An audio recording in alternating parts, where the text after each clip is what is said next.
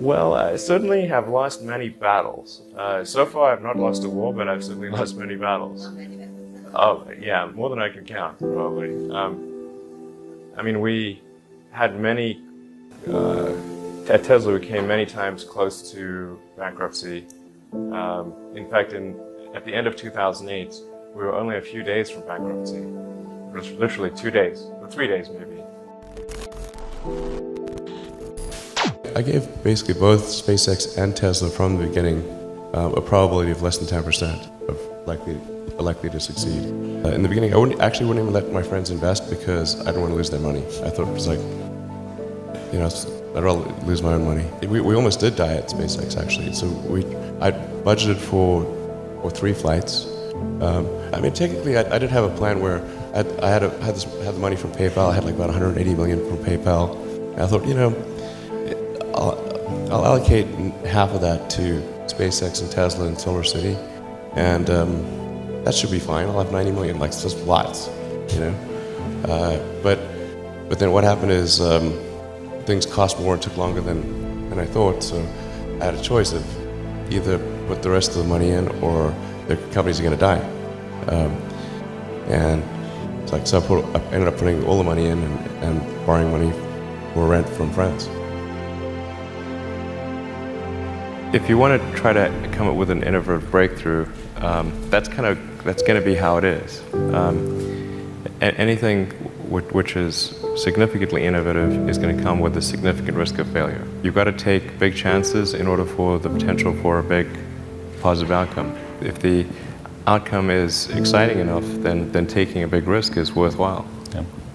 That's really how I approach it. But then, once executing down a path, I actually do my absolute best to reduce risk, you know, or to improve another way of saying it, to improve the probability of success, because when you try to do something that is very, very risky, that you have to spend a lot of effort trying to reduce that risk as you embark down that path. I mean, I think I'm kind of constitutionally just geared to just keep going. I don't know.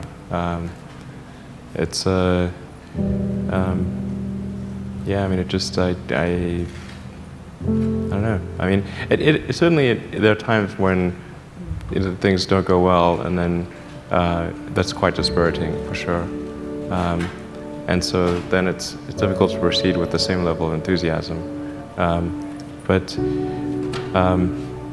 I do think the things that we're doing are you know, pretty important to the future, and if we don't succeed, then, you know, it's not clear what other things would succeed, and if we don't succeed, then we will be certainly pointed to as a reason why people shouldn't even try for these things. So I think it's important that we do whatever is necessary to keep going. So how do you keep your focus on the big picture when you're constantly faced with, we could be out of business in a month? Well, it's just a very small percentage of mental energy is on the big picture. Like, you know where you're generally heading for, and the actual path is going to be some sort of zigzaggy thing in that direction.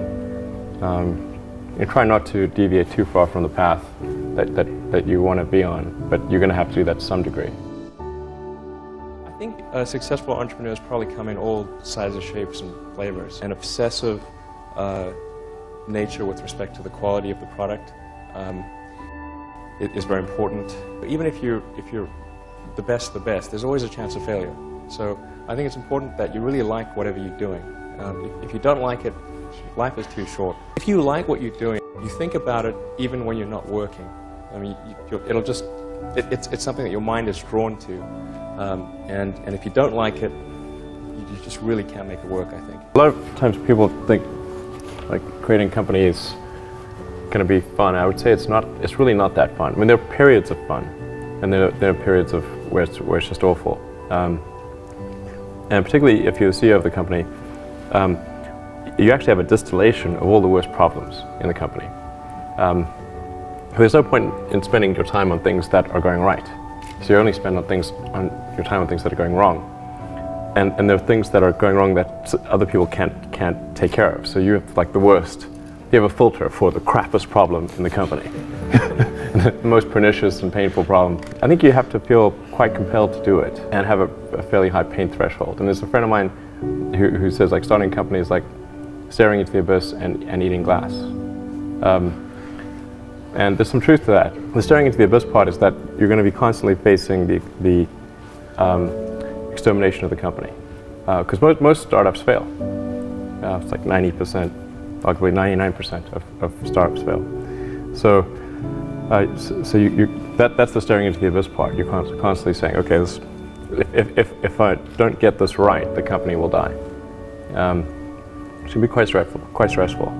And then the eating glass part is you've got to do the problems. You've got to work on the problems that the company needs you to work on, not the problems you want to work on.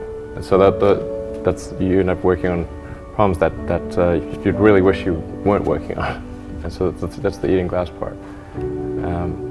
And that goes on for a long time. You may have heard me say that it's good to think in terms of the physics approach of first principles, which is, rather than reasoning by analogy, you boil things down to the most fundamental truths you can imagine, and you reason up from there. And this is a good way to figure out if something really makes sense, or if it's just what everybody else is doing. It's hard to think that way. You can't think that way about everything. It takes a lot of effort. But if you're trying to do something new, it's the best way to think. And that framework was developed by physicists to figure out counterintuitive things like quantum mechanics. So it's really a powerful method. The reason I came out to Stanford was actually to work on energy storage technologies for electric cars. That summer of '95, I was looking at the internet, and it seemed to me like the internet was going to have a big effect on humanity. So I thought, well, I can either work on electric vehicle technology and do my PhD at Stanford and watch the internet get built, or I could put my studies on hold and try to be part of the internet. And at first I tried to get a job at Netscape because that was the only internet company, and they didn't respond to me. So then I was like, okay, if I can't get a job at the only internet company, then I better try starting something. But I talked to my professor and I said, look, I'm going to try starting a company. It's probably not going to succeed. And if it doesn't succeed, can I come back? And he said, sure, no problem. And so I put my studies on hold and started the company. If things had just gone a little bit the other way, both companies would be dead. And I had, like, one of the most difficult choices I have ever faced in life was in 2008. I think I had maybe $30 million left, or $30 or $40 million left in 2008. I had two choices.